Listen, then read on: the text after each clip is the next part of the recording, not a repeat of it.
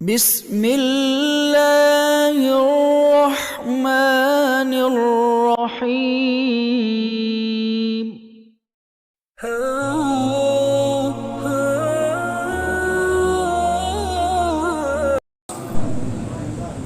نحمده ونصلي ونسلم على رسوله الكريم وعلى آله وأصحابه أجمعين أما بعد أعوذ بالله من الشيطان الرجيم بسم الله الرحمن الرحيم وما ينطق عن الهوى إن هو إلا وحي يوحى صدق الله مولانا العظيم درود شریف پڑھیں اللهم صل على سيدنا مولانا محمد المعبد الجود الله وآلہ وصحبہ وبارک وسلم.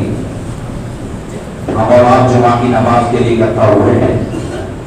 مولا کریم اپنے حبیب صلی اللہ علیہ وسلم کے صدقے میں ہماری نمازوں اور عبادتوں کو قبول فرمائیں, عبادتوں میں لذت عطا فرمائیں اور جمعہ کی مقبول گھڑیوں میں کی جانے والی دعاؤں کو پروردگار اپنے فضل سے اپنے حبیب صلی اللہ علیہ وسلم کے صدقے میں قبول فرمائیں.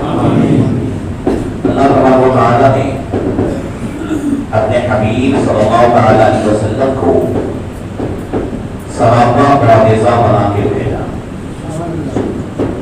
جتنے انبیاء کرام آئے وہ بھی معجزات لے کے آئے, 1 2 3. حضرت موسیٰ کلیم اللہ علی نبینا والصلاۃ والتسلیم کے تعلق سے اللہ قرآن میں فرماتا ہے وَلَقَدْ آتَيْنَا مُوسَىٰ 9 آیَاتٍ بَيِّنَاتٍ, بے شک ہم نے موسیٰ کو 9 معجزے دیے ہیں. یہاں گنتی ہے مگر اللہ نے حضور کے تعلق سے فرمایا یا ایھا الناس قد جاءکم برہان من ربکم, اے لوگوں تمہارے پاس تمہارے رب کی طرف سے روشن دلیل آئی ہے. حضور سر کے بال سے لے کر پاؤں کے ناخن تک سراپا معجزہ بن کر کے آئے, اور حضور کے بے شمار معجزات میں سے ایک معجزہ ہے جوامع الکلیم کا. جوامع الکلیم کیا ہے؟ حضور کا یہ معجزہ تھا کہ سرکار بات تھوڑی فرماتے تھے مگر اس تھوڑی بات میں پوری زندگی کا نچوڑ آ جاتا تھا. یہ اللہ تعالیٰ نے اپنے حبیب صلی اللہ علیہ وسلم کو وہ خوبی عطا فرمائی تھی. اعلیٰ حضرت رضی اللہ تعالیٰ عنہ نے اس کے تعلق سے فرمایا کہ وہ دہن جس کی ہر بات وحی خدا, چشمہ علم و حکمت پہ لاکھوں سلام, اس کی پیاری فصاحت پہ بے حد درود, اس کی دلکش بلاغت پہ لاکھوں سلام, اس کی باتوں کی لذت پہ لاکھوں درود, اس کے خطبے کی ہیبت پہ لاکھوں سلام. تو نبی کریم صلی اللہ علیہ وسلم کا آج دل چاہتا ہے تھوڑی دیر میں مدینہ شریف میں حضور جب تشریف لائے تو وہ جمعہ کا دن تھا. کون دن تھا؟ اور حضور کا وہ پہلا جمعہ تھا. حضور کا مدینے میں تو جمعہ قائم ہو چکا تھا. حضرت مصعب بن عمیر رضی اللہ تعالیٰ عنہ حضور کے بھیجے ہوئے پہلے سے تشریف لائے تھے اور حضور نے ان کو جمعہ کی اجازت دی. مکے میں جمعہ نہیں تھا, مکے میں جمعہ نہیں تھا. مدینے میں جمعہ حضور جب آئے تو جمعہ کا دن تھا اور صبح سے قبا کی بستی سے چلے تھے. ہجرت کر کے حضور سب سے پہلے قبا آئے تھے. وہ بید کا دن تھا, 14 دن قبا رہے. کتنے دن رہے؟ 14 دن. اور پھر قبا سے مدینے کے لیے چلے تو اتنی بھیڑ اور مدینے والوں نے حضور کا وہ استقبال کیا ہے اور وہ جلوس نکالا ہے. جو ہے مدینے والوں نے جلوس نکالا. قبا میں تو 8 دن تک لگاتار لوگ جلوس نکالتے تھے اور حضور کے انتظار میں روزانہ کھڑے رہتے تھے اور انہوں نے استقبال کیا.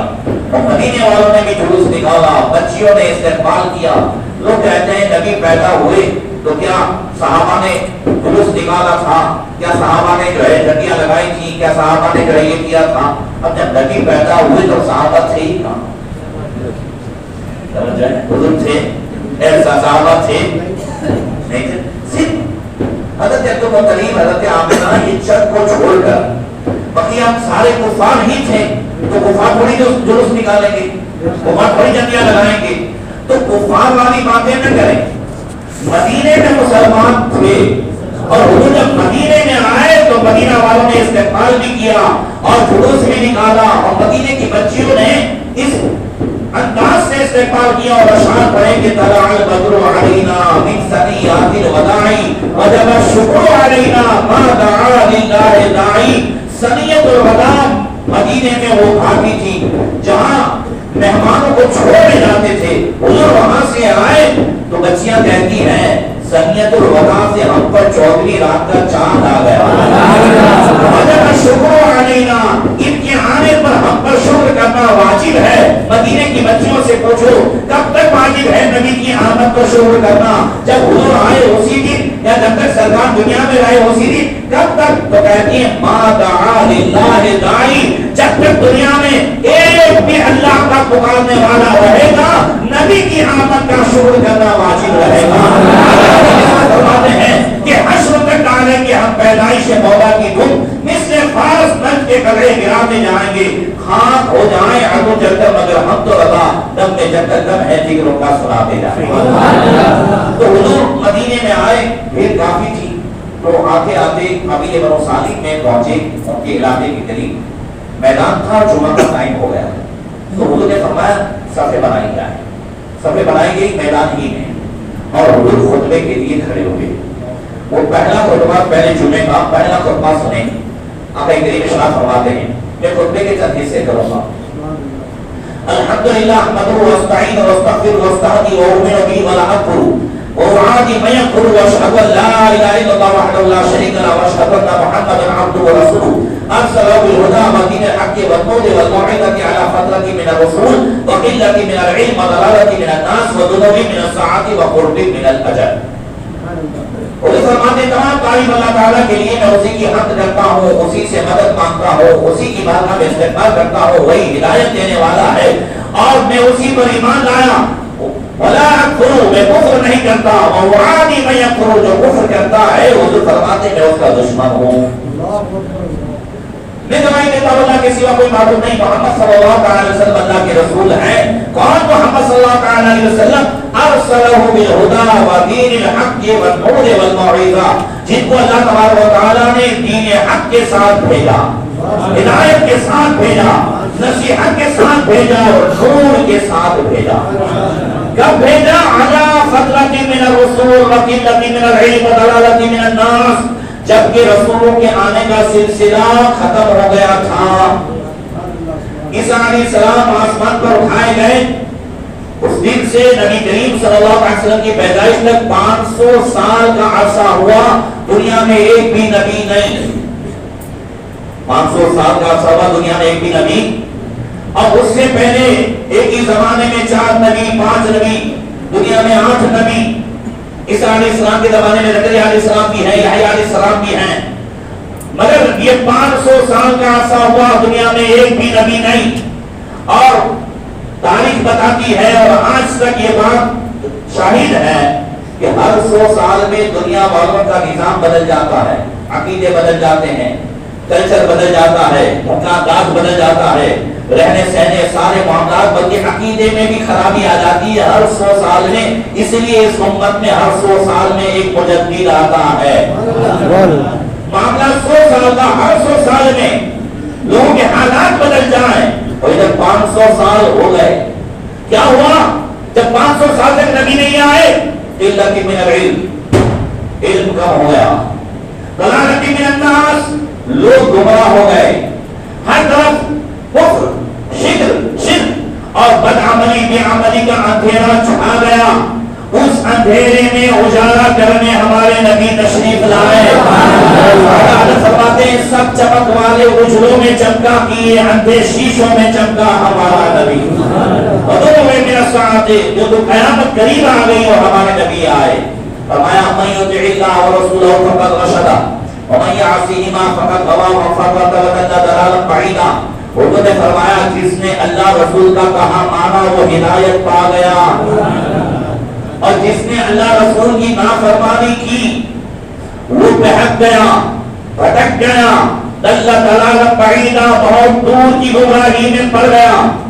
اس کو ان الفاظ میں بھی سمجھے, جس نے شریعت کا کہا مانا وہ کامیاب ہو گیا, جس نے طبیعت کا کہا مانا وہ بھٹک گیا. اللہ فرماتا لا تتبع الهوى فيضلك عن سبيل الله.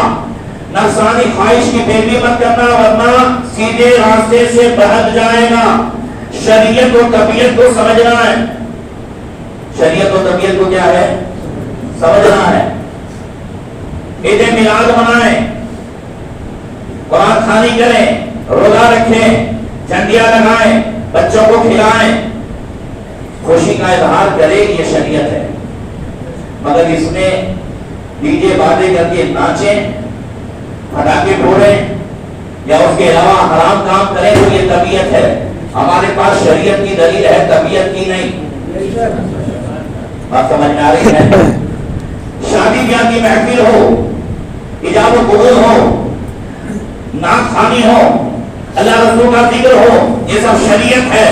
اس میں ڈی جے بازے, ڈھول تماشے اور ناچنا, اور لڑکی کا لڑکے کو جو ہے جس طریقے سے پیغام دینا ہے, ایک نظر لڑکے نے دیکھ لیا لڑکی کو, یہ شریعت ہے. مگر اس لڑکی کا لڑکے کو سونے کی انگوٹھی پہنانا طبیعت ہے. دونوں کا روزانہ بھور میں بات کرنا یہ طبیعت ہے. ہاتھ پکڑ کر کے کانکریاں گھومنے لے جانا یہ طبیعت ہے. کسی وجہ سے شریعت پہ چلنے میں کامیابی اور بھلائی ہے, اور طبیعت پر چلنے میں نقصان ہے جو ہم اپنی آنکھوں سے دیکھ رہے ہیں. منگنیاں ٹوٹتی ہیں, گھر برباد ہو رہے ہیں, ہو رہے کہ نہیں ہو رہے؟ تو شریعت اور طبیعت کو سمجھیں. بہت ضرورت پڑ جائے ایک طلاق دے, دو طلاق دے, یہ شریعت ہے. اور ایک ساتھ 3 طلاق دے دینا یہ حد سے آگے بڑھنا ہے. پھر 3 طلاق دے کر کے پھر اسے بغیر حلالے کے اپنے گھر میں بٹھائے رکھنا اور حرام کاری کرنا یہ طبیعت ہے. اور فرمایا تھا کہ رسول نے لا یؤمن احدکم حتی یکون ہواؤہ تبعا لما جئت بہ. پورا مجمع ایک مرتبہ بولے ہم مومن ہیں کہ نہیں؟ زور سے ہے کہ نہیں؟ اب حضور فرماتے ہیں لا یؤمنکم, اب کچے ہو کے پکے ہو, اس حدیث سے سمجھ لو, لا یؤمن احدکم حتی یکون ہواؤہ تبعا لما جئت بہ. تم میں پکا مومن وہ ہے کہ جو کچھ میں شریعت کو لے کر کے آیا ہوں اپنی طبیعت کو اس شریعت کے موافق کرے, طبیعت کو شریعت کے سانچے میں ڈھالے, شریعت کو طبیعت کے موافق نہ کرے. آج ہم کو مفتی جو ہے مولانا باپو وہی اچھا لگتا ہے جو طبیعت کو اچھا لگے. آج سیدھی سادھی تقریریں بھی پسند نہیں آتی, اس میں بھی نخرے چاہیے. سیدھا سادہ نعت خوانی ہم کو پسند آتا نہیں, اس میں بھی نخرے چاہیے. توجہ ہے نا؟ ہاں, مجلے مسجد کے حجرے میں جو ہے ٹھہرنے والا عادی کو بھی سمجھ میں نہیں آتا, ایسا ٹھیک ہے 5 سٹار میں اتروں گا تو سمجھ میں آتا بہت بڑا مولانا ہے, چلو جانا چاہیے. سمجھ رہے ہیں؟ حالات یہ ہیں, ہم نے دین کو جو ہے طبیعت کے اس میں کر ڈالا ہے. باپو بھی سیدھا سادہ تعویذ دے دے سمجھ میں نہ آئے, مگر باپو کہے کہ تیری ساس نے تجھے کرا دیا ہے تو سمجھ میں آئے بھاری باپو ہے. بات سمجھ میں آ رہی ہے؟ مفتی بھی وہ سمجھ میں آتا ہے ہمارے کہ جو 3 طلاق دینے کے بعد کہے کہ کوئی بات نہیں طلاق نہیں ہوئی ہے, تو بولے ہاں یہ مفتی برابر ہے, بولے وہ حدیث کا ہو. ہم نے شریعت کو طبیعت کے سانچے میں ڈالنے کی کوشش کی ہے, اسی لیے ہم ٹھوکریں کھا رہے ہیں. آقا نے فرمایا کہ جو شریعت کو طبیعت کے سانچے میں ڈالے گا وہ دور کی گمراہی میں پڑ جائے گا, مگر جو طبیعت کو شریعت کے موافق کر دے گا وہی کامیاب ہو جائے گا.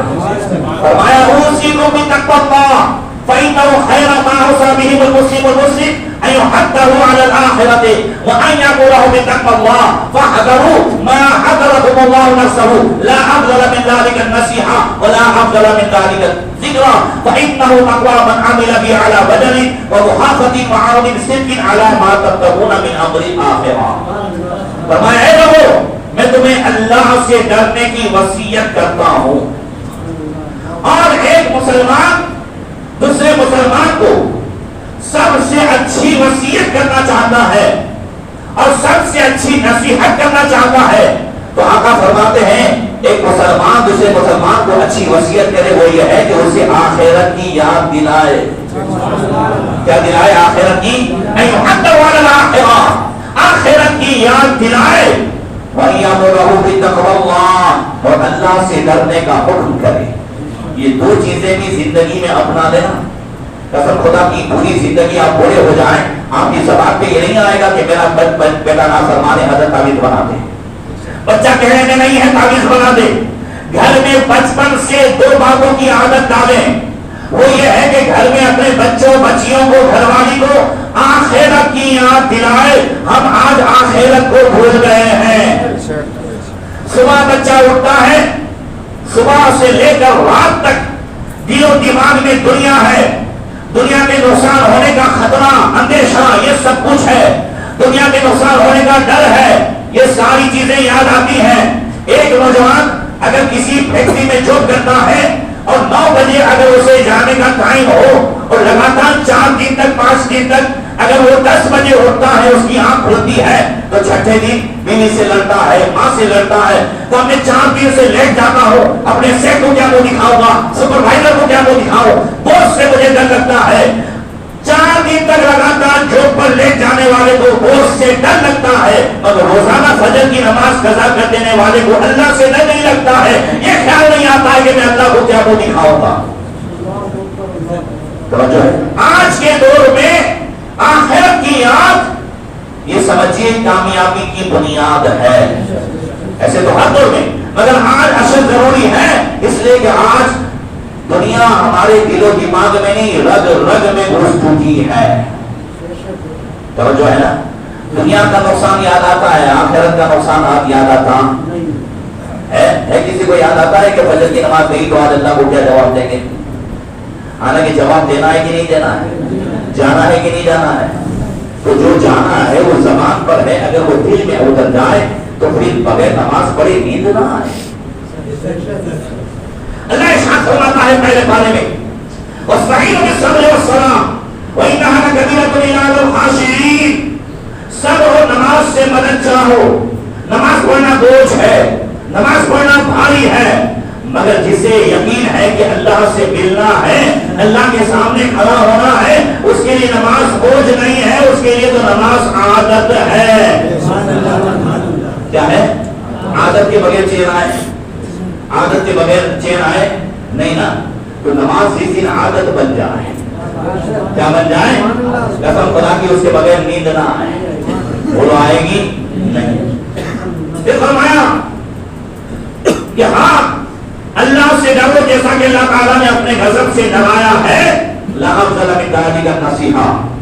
اس سے بڑھ کر کوئی افضل نصیحت نہیں ہے. اور اگر کسی مسلمان بھائی کو جو بھول گیا ہے اسے یاد دلانا چاہتے ہو تو آقا فرماتے لا افضل من ذلک الذکر. اسے آخرت کی یاد دلاؤ اور اس سے بڑھ کر کے یاد دہانی نہیں ہے. اسے یاد دلاؤ کہ اللہ دیکھ رہا ہے. کیا یاد دلاؤ سمجھ میں آ رہی. کل میں نے ایک کلپ دیکھی ایک آدمی نے جو ہے وہ چوری کی. کیا کی چوری کی. اب اس نے چوری کی بات میں اس کی نظر کیمرے پہ پڑی اس پر پڑی تو اس نے باقاعدہ وہ چیز رکھ دی اور جیسے کیمرے سے معافی مانگتا ہو ایسے کر کے چلا گیا. درد جو ہے بات سمجھ میں آ رہی ہے. کیا مطلب کیمرے نے یاد دلایا کہ تجھے کوئی دیکھ رہا ہے تو پکڑا جائے گا. ایسے ہی صبح و شام اپنے بچوں کو یاد دلاؤ کہ تجھے بھی اللہ دیکھ رہا ہے. اللہ بغافل عما تعملون. جو کچھ تم کر رہے ہو اللہ کو بے خبر نہ جانو کہ میرا بند ہو سکتا ہے کہ میرا غلط ہو سکتا ہے کہ میرے کو گھمایا جا سکتا ہے. اللہ ہمارے دلوں کے حال کو بھی جانتا ہے. ہم بولے وہ بھی جانتا ہے سوچے وہ بھی جانتا ہے. اب اس چیز کو بچپن سے یاد دلائیں. اللہ اکبر. صاحب عبداللہ رسولی رحمۃ اللہ تعالی علیہ بڑے بھائی کے بزرگ ہیں اللہ کے ولی. وہ فرماتے ہیں کہ میں ماموں کے سبق کی وجہ سے ولایت کے مقام پر پہنچا. آپ کو ماموں نے کیا سکھایا تھا کب سکھایا تھا کب 3 سال کی عمر تھی. میرے ماموں نے کہا بیٹا پڑھ اللہ معی اللہ ناظری. اللہ میرے ساتھ ہے اللہ مجھے دیکھ رہا ہے. 7 سال کا ہوا تو ماموں نے کہا بیٹا بڑے ہو گئے تھوڑا سبق پڑھاؤ اب تھوڑا زیادہ پڑھو اللہ میرے ساتھ ہے اللہ دیکھ رہا ہے. 12 سال کا ہوا اب کچھ جو ہے خواہشات نے اگرائی. اب بازار میں گیا کسی خوبصورت لڑکی پر نظر پڑی یا کسی برائی پر نظر پڑی، اب نفس نے چاہا جہاں اسے دیکھا جائے یا کچھ کیا جائے، فوراً مانگو کا سبق یاد آ گیا، اللہ دیکھ رہا ہے، اللہ میرے ساتھ ہے۔ اس سبق نے مجھے بچپن تو بچپن، جوانی میں بھی گناہ سے دور رکھا اور بڑھاپے میں بھی گناہ سے دور رکھا، اور یہ ولایت کے مقام پہ پہنچاؤں تو اسی ایک سبق کی وجہ سے پہنچاؤں کہ اللہ دیکھ رہا ہے۔ اور آسان ہے مگر بچپن سے کرانا ہوگا بچوں کو۔ کس سے کرانا ہوگا؟ جی اب ہم بچوں کو بچپن سے تعلیم دیں۔ بچے نے فون اٹھایا، ہم نے پوچھا بیٹا کون ہے؟ بولا بابو ہے، تو کہتے نہیں ہے۔ تو یہ بچہ رات کو، جب یہ بچہ جوان ہوگا اور رات کو 3 بجے آئے گا تو آپ کو سچ بتائے گا کہ کہاں سے آیا ہے۔ جس کو ہم نے بچپن سے جھوٹ سکھایا ہو وہ بڑے ہو کر کے ہمیں سچ بتائے گا کہ وہ رات میں کہاں تھا، یہ اسے موبائل میں کیا ہے۔ اس لیے جو عادتیں بچپن سے ہم ڈالیں گے وہی کام آئے گی۔ اس سے پڑھ کر کے کوئی افضل نصیحت ہے ہی نہیں۔ اور پھر اللہ سے ڈر کر کے فَإِنَّهُ تَقْوَىٰ مَنْ عَمِلَ بِهِ عَلَىٰ وَجَلٍ وَمُحَافَظٍ وَعَدْلٍ صِدْقٍ عَلَىٰ مَا تَتَّقُونَ مِنْ أَمْرِ الْآخِرَةِ۔ کہ اللہ سے ڈر کر کے لرز کر کے کوئی نیک عمل کرتا ہے، اللہ اس جو ہے سچائی پر اس کی مدد فرماتا ہے، اور وہ جو ہے دنیا چھوڑ کر کے آخرت کی تلاش کرنے والا ہو جاتا ہے۔ اور پھر فرمایا وَمَن يُصْلِحُ ما بينه وبين الله من امر السر والعلانية لا يرى بذلك الا وجه الله يقول له ذكر من عاجله وذكر لما بعد الموت حين يفتقر المرء الى ما قدم وما سوى ذلك يبدو له ان بينه وبينه امدا بعيدا ويحذركم الله نفسه والله رؤوف بالعباد۔ جس نے چھپی اور ظاہر ہر اعتبار سے اپنی اصلاح کی، ظاہر و باطن میں اپنے کو سدھار لیا، ظاہر و باطن میں گناہوں سے بچ گیا۔ ظاہر میں بچنا آسان ہے، باطن میں مشکل ہے۔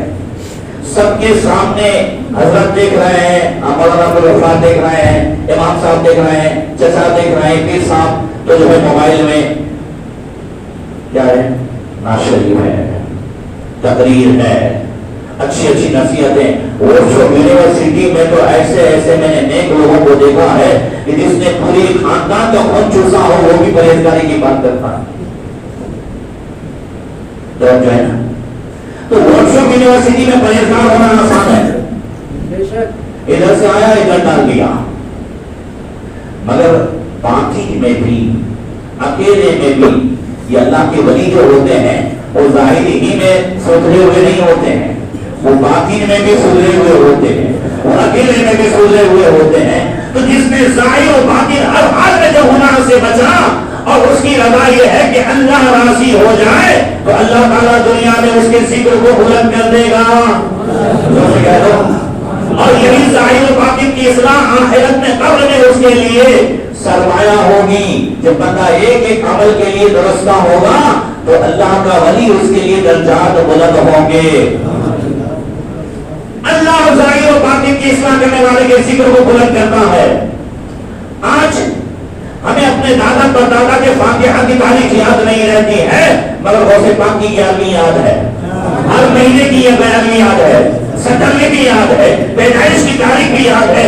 کیوں یاد ہے؟ غوث پاک ہمارے جو ہے سمجھی نہیں ہے، ہمارے خاندان کے نہیں ہے، مگر غوث پاک نے ظاہر و باطن کی اصلاح کی اور پوری زندگی اللہ کو یاد کیا، اللہ نے ان کے ذکر کو بلند کیا کہ آج اللہ تعالیٰ ہم سے غوث پاک کے ذکر کو کروا رہا ہے اور اپنے وعدے کو پورا فرما رہا ہے۔ فاذکرونی اذکرکم، پوری زندگی غوث پاک نے اللہ کو یاد کیا تو اذکرکم، آج ہم سے غوث پاک کی 11ویں کروا کر کے اللہ تعالیٰ اپنے وعدے کو پورا فرما رہا ہے۔ اگر کوئی چاہتا ہے کہ اس کا ذکر بلند ہو تو ظاہر و باطن کی اصلاح کر لے، قبر میں بھی آسانی ہے اور دنیا میں بھی ذکر بلند ہے۔ اور فرمایا پھر وما سوا ذلک، جس نے جس کے علاوہ اللہ سے رشتہ توڑا یا دور رہا تو پھر کیا ہوگا؟ یَوَدُّ لَوْ أَنَّ بَيْنَهُ وَبَيْنَهُ أَمَدًا بَعِیدًا، اس کی اور اللہ کے درمیان بہت دنیا ہو جائے گی اور دنیا جو ہے وہ رحمت سے بھی دور کر دیتی ہے، فضل سے بھی دور کر دیتی ہے، مغفرت سے بھی دور کر دیتی ہے، شان ستاری سے بھی دور کر دیتی ہے، شان رزاقی سے بھی دور کر دیتی ہے، شان رحمانی سے بھی دور کر دیتی ہے۔ اگر چاہتے ہو کہ اللہ تعالیٰ روزی عطا فرمائے، چاہتے ہو اللہ ہمارے گناہوں کو چھپائے، چاہتے ہو اللہ تعالیٰ ہمارے گناہوں کو معاف فرمائے، اللہ سے قریب ہو جاؤ۔ صحیح ہے، اللہ سے قریب ہو جاؤ تو کیا ہوگا؟ واللہ رؤوف بالعباد، اللہ بندوں پر مہربان ہے، اللہ معاف کرنے والا ہے۔ اور پھر فرمایا والذی صدق قوله وانجز عهده لا خلف ذلك فإنه تعالى يقول ما يبدل القول لدي وما أنا بظلام للعبيد۔ حضور نے اس خطبے میں فرمایا جس نے اپنی بات سچی کر دکھائی اور اللہ سے کیے ہوئے وعدے کو پورا کیا، اللہ اپنا وعدہ پورا فرمائے گا۔ اس لیے کہ اللہ ارشاد فرماتا ہے فإنه تعالی يقول ما يبدل القول لدي وما أنا بظلام للعبيد، اللہ فرماتا ہے میری بات بدلتی نہیں ہے اور میں اپنے بندوں پر ظلم نہیں کرتا۔ پھر سے سنیے گا اس کو، جس نے اللہ سے کیے ہوئے وعدے کو پورا کیا، پہلے بارے میں ہے اوفوا بعہدی اوفی بعہدکم، تم میرا وعدہ پورا کرو میں اپنا وعدہ پورا کروں گا۔ اب ہمارا اللہ سے کیا ہوا وعدہ کیا ہے؟ پہلے یہ تو سمجھ میں آنا چاہیے، ہم نے اللہ سے وعدہ کیا ہے، کہاں کیا ہے؟ اس کو ایک مثال سے سمجھو۔ ہم ہندوستان میں پیدا ہوئے، کہاں پیدا ہوئے؟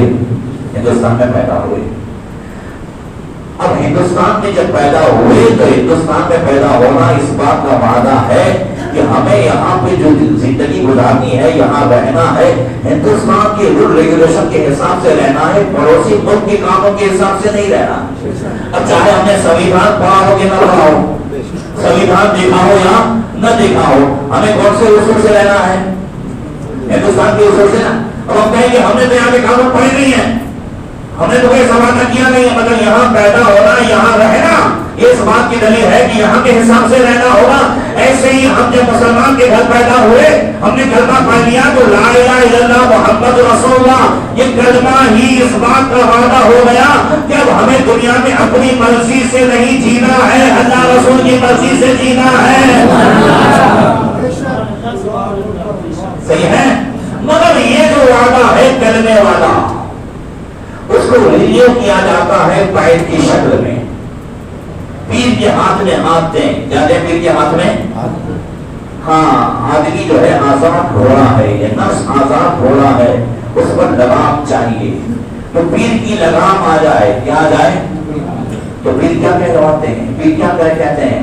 اہل سنت کے سچے مذہب پر قائم رہوں گا، نماز روزے ہر فرض ہر واجب کو اپنے وقتوں پہ ادا کرتا رہوں گا، ہر گناہ سے بچتا رہوں گا، خصوصاً جھوٹ کی بد چغلی گانے بازے بد مذہبوں کی صحبت رشتے ناطے سے بچتا رہوں گا۔ آیا یہ وعدے ہوتے ہیں نا پھر صاحب سے، پھر صاحب کیا کہلاتے ہیں؟ تو میں نے اپنا ہاتھ پرانے پیر غوث اعظم دستگیر کے ہاتھ میں دیا، ہاتھ ہم قادر شریعہ کے ہاتھ میں دے رہے ہیں، مفتی اعظم کے ہاتھ میں دے رہے ہیں، مفتی اعظم کے ہاتھ میں دے رہے ہیں، حاکم کے ہاتھ میں دے رہے ہیں، وہ کہلاتے کیا غوث پاک؟ کیا مطلب کہ پیر سے جو ابھی وعدہ ہوا ہے وہ وعدہ غوث پاک سے ہے، غوث پاک سے وعدہ مولا کائنات سے، مولا علی سے وعدہ رسول پاک سے، اور رسول پاک سے وعدہ اللہ فرماتا ہے ان الذین یبایعونک انما یبایعون اللہ، میں تم جو آپ کے ہاتھ پر بیعت کرتے ہیں اللہ کے دستے قدرت پر بیعت کرتے ہیں۔ اب اللہ سے وعدہ سمجھ میں آ گیا، اب پیر کا فیضان چاہیے تو کیے ہوئے وعدے کو پورا کرنا ہوگا۔ ایک سیٹ سے وعدہ کیا، ایک مرتبہ توڑا، دوسری مرتبہ توڑا، تیسری مرتبہ توڑا، سیٹ رہنے دے گا؟ تو پیر سے کیا ہوا وعدہ روز توڑے تو پھر فیضان ہوگا۔ اب لیکن پیر بھی کام نہیں آتے، وہ پہلے پیر ہم تو کہاں ہیں، ہم اپنے آپ کو کام نہیں آتے، پیر سے کیے ہوئے وعدے کو ہم نکل جاتے ہیں۔ ہم وہابیوں سے رشتہ کریں، ہم وہابیوں سے ناطہ رکھیں، ہم جو ہے گانے باجے اور سب میں مبتلا رہیں، ہم نمازوں کو ادا کریں، تو پیر سے جو وعدہ کیا ہوا تھا وہ پورا کہاں ہوا؟ پر بھائی تم اپنے وعدے کو پورا کرو، اللہ اپنے وعدے کو پورا کرے گا۔ ہمیں اللہ رسول کے مطابق فرمان کے مطابق زندگی گزارنی ہے یہ ہم نے اللہ سے وعدہ کیا ہے. اب اللہ کا وعدہ کیا ہے؟ لکم فیہا ما تشتہی انفسکم ولکم فیہا ما تدعون نزلا من غفور رحیم. اللہ جب اس میں پانے میں فرماتا ہے تم اللہ رسول کے فرمان کے مطابق زندگی گزارو. اب اللہ کا وعدہ یہ ہے تمہاری یہاں دنیا میں مرضی نہیں چلے گی, یہاں اللہ رسول کی مرضی چلے گی. اس کے مطابق رہو گے تو جنت میں تمہاری مرضی چلے گی. لکم فیہا ما تشتہی انفسکم, وہاں جو چاہو گے ملے گا کہ نہیں ملے گا. خواہش کے وہاں آرڈر دینے کی ضرورت نہیں ہے, وہاں گھومنے کے تعلق سے انتظار کی ضرورت نہیں ہے, شامی کباب کے تعلق سے آدھے گھنٹے, کھانا کے تعلق سے آدھے گھنٹے نہیں. لکم فیہا ما تشتہی, خالی دل میں خیال آیا اور آ گیا.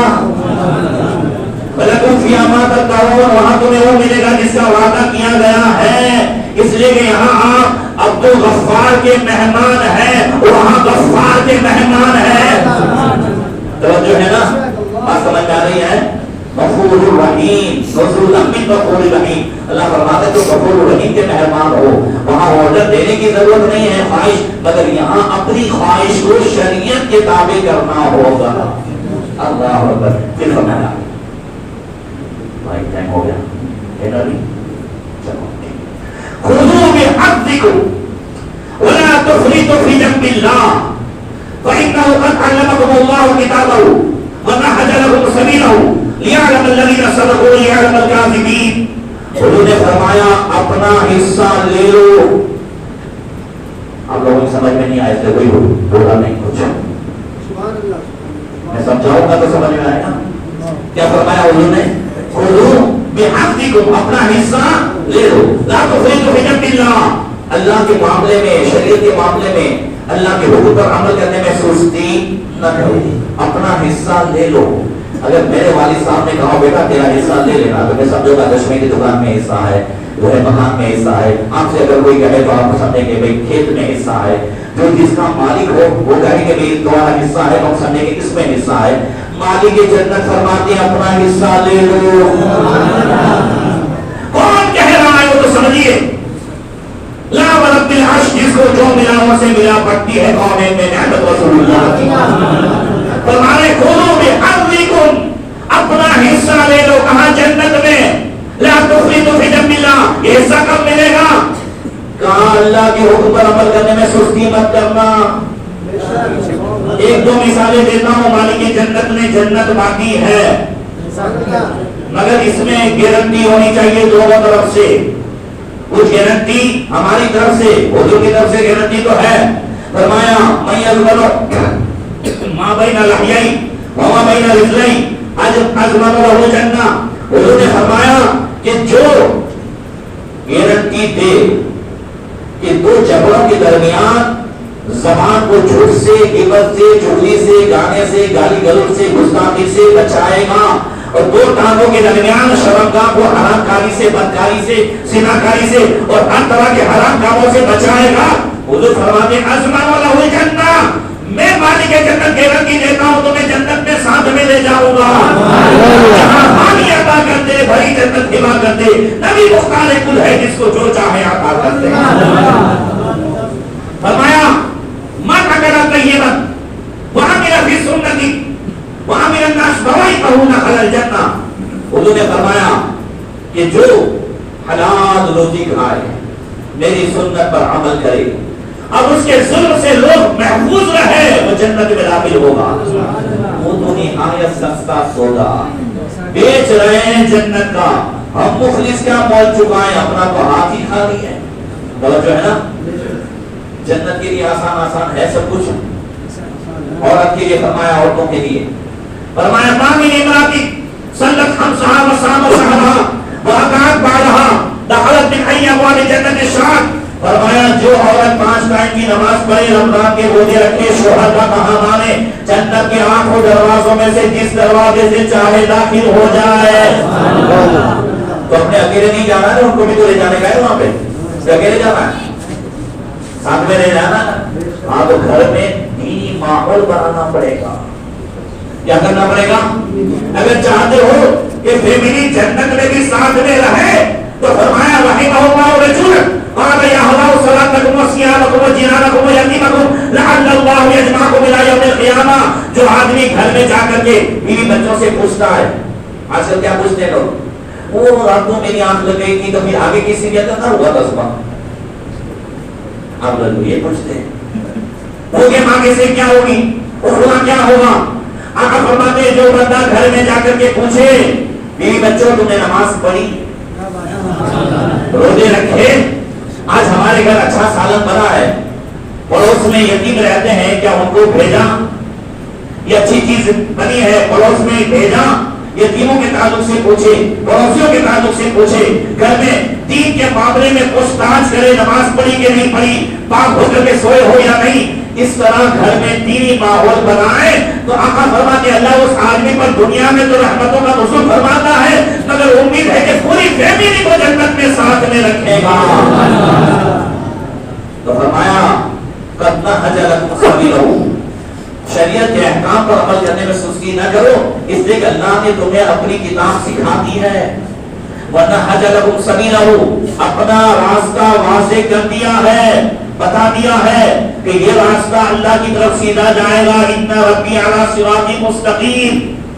اور پھر فرمایا یہ لِيَعْلَمَ الَّذِينَ صَدَقُوا وَلِيَعْلَمَ الْكَاذِبِينَ، تاکہ اللہ تمہارا امتحان لے کہ دعوے تو بڑے بڑے ہیں. لِيَعْلَمَ الَّذِينَ صَدَقُوا، تاکہ سچا کون ہے جھوٹا کون ہے. دعویٰ زبان سے ہوتا ہے، دلیل عمل سے ہوتی ہے. دعویٰ ہمارا ہوتا ہے غلامی رسول میں موت بھی قبول ہے، غلامی رسول میں موت بھی قبول ہے، یہ زبان سے ہے. فجر میں گراج لی تو پتا چل جائے کیا قبول ہے. توجہ ہے نا. اعلیٰ حضرت نے دعوے کیے تو پوری زندگی دلیل دے کر کے بھی بتایا. ہمارے دعوے ہوتے ہیں مگر دلیل کیا ہے؟ اعلیٰ حضرت سے پوچھو دین لہو میں کھونا تجھے، شب صبح تک سونا تجھے، شرم نبی خوف خدا یہ بھی نہیں وہ بھی نہیں، جس سے خدا کھایا کیا فرمان حق تعالیٰ کیا، شکر کرم جس سے سزا یہ بھی نہیں وہ بھی نہیں. اللہ اکبر. اور پھر فرمایا احسنوا کما احسن اللہ الیکم، عادوا عادوا وجاہدوا فی اللہ حق جہادی واجتباکم وسماکم المسلمین. فرمایا ہے لوگوں عام لوگوں پر، اپنے ماتحتوں پر آپس میں ایسے ہی ایک دوسرے پر احسان کرو جیسا کہ اللہ نے تم پر احسان کیا ہے. تھوڑی دیر کے لیے کبھی رات کو سوچنا کہ پورے دن کی نافرمانی، قدم قدم پر ہم اللہ رسول کی نافرمانی کر رہے ہیں، قدم قدم پر گناہ ہو رہے ہیں. کیا ہم اس لائق ہیں کہ اللہ ہمیں روزی دے؟ کیا ہم اس لائق ہیں کہ اللہ کی جو ہے دی ہوئی سانس سے فائدہ اٹھائیں؟ دنیا میں رہنے کے ہم لائق ہیں مگر پھر بھی اللہ روزی دیتا ہے کہ نہیں دیتا؟ دوسرے کہہ دو دیتا ہے نا. پھر بھی اللہ تعالیٰ ہم پر احسان. تو یہ روزی جو دے رہا ہے وہ ہمارے عمل کے لائق نہیں ہے، اللہ کا احسان ہے. اللہ دنیا میں جو کچھ دے رہا ہے اس کا احسان ہے. اس کا مطلب یہ ہے ہم گناہ کر رہے ہیں اللہ چھپا رہا ہے، اللہ معاف فرما رہا ہے. تو فرماتا ہے احسنوا کما احسن اللہ الیکم، جس طرح اللہ تمہیں معاف فرماتا ہے ایسے تم بھی آپس میں ایک دوسرے کو معاف کرو. ساس بہو کو معاف کرے، بہو ساس کو معاف کرے، شوہر بیوی کو معاف کرے، بیوی شوہر کو معاف کرے، شاگرد استاد کو، استاد شاگرد کو، پیر مریدی کو ہے، سیٹھ نوکر کو معاف کرے، بڑا چھوٹے کو معاف کرے. اگر ہم معاف کرتے رہیں گے ارحموا من فی الارض یرحموا من فی السماء، زمین میں جو ہے ان پر رحم کرو اللہ تم پر رحم فرمائے گا. ہم لوگوں کو معاف کریں گے اللہ ہمیں معاف فرمائے گا. اور اللہ کے دشمنوں سے دشمنی رکھو، اللہ کی راہ میں جہاد کرو. اللہ نے تمہیں چن لیا ہے، اللہ نے تمہیں مسلمان کا لقب عطا فرمایا. اللہ تعالی ہم سب کو اس پر عمل کرنے کی توفیق عطا فرمائے. اور بس آخری تھوڑا سا چھوٹا ہے کہہ دو وَمَن يُصْلِحُ مَا بَيْنَهُ وَبَيْنَ اللَّهِ يَغْفِرُ مَا بَيْنَهُ وَبَيْنَ النَّاسِ فَإِنَّ اللَّهَ تَعَالَى يَغْفِرُ عَلَى النَّاسِ لا يغضون علیہ وَيَمْلِكُ مِنَ النَّاسِ لا يَمْلِكُونَ مِنْهُ. فرمایا جو آدمی اپنے اور اللہ کے رشتے کو مضبوط کرتے ہیں، سے کہہ دو اپنے اور اللہ کے تعلق کو مضبوط کرتے. یہ جو سوئے ہیں ان کا تعلق اللہ سے مضبوط، اور کا تعلق اللہ سے مضبوط. تو جو اپنے اور اللہ کے درمیان کے تعلق کو مضبوط کرتے پھر ڈرے نہیں. اللہ اس کے اور لوگوں کے جو بھی تعلقات ہیں سب اللہ تعالیٰ پورا فرما دے گا. پھر جنگل میں راستہ بھول جاؤ گے تو شیر بھی چھوڑنے آئے گا، دریا میں گھوڑے ڈالو گے تو وہ بھی راستہ دے دے گا. یہ صحابہ، یہ غوث پاک، یہ جو کچھ بھی ہوتا ہے وہ اس لیے کہ ان کا اور اللہ کا تعلق مضبوط ہے. تو پھر دنیا میں چاہے جنگل میں جاؤ تو بھی تمہارے لیے کام بن جائے. ہم کہتے ہیں ہمارے کام نہیں بنتے، ہمارے کام نہیں بنتے. پوری بستی جتنے بھی لوگ ہیں ایک عمل دے کر کے جاتا ہوں، وہ سب چاہتے ہو کہ کام بن جائے، ڈگرے کام بن جائے، صبح اٹھو تو کام بن جائے. چاہتے ہو بس خالی فجر شروع کر دو. اب بتانا آپ وہ اللہ کا تعبیر ہوتا تو لے لیتے. آپ فجر والی بات مہنگی ہے تھوڑی. میں نہیں کہہ رہا ہوں، یہ میں نہیں کہہ رہا ہوں، ترمذی شریف کی حدیث ہے من صلی صلاۃ فهو فی ذمۃ اللہ. میری اگر زمین کا کیس ہو اور جج نے کہہ دیا ہو کہ تم فکر مت کرنا، میں بیٹھا ہوں تو مجھے فکر ہوگی. میرے خلاف فارغ ہوئی ہو، کیس میں لکھا ہو میں بیٹھا ہوں، مجھے فکر ہوگی نہیں. مگر یہاں پر آقا فرماتے ہیں جس نے فجر کی نماز پڑھ لی اللہ کی گارنٹی میں آ گیا. جج کی، ڈی ایس پی کی، دنیا کے سیٹ کی، سب کی لیمٹ ہے، اللہ کے قدرت کی کوئی لیمٹ نہیں ہے. اس کے یہاں خزانے کی کوئی کمی نہیں ہے. فجر پڑھنا ہمارا کام ہوگا، ہماری ہر ڈگری کو بنانا پروردگار کا کام ہوگا. السلام علیکم ورحمۃ اللہ.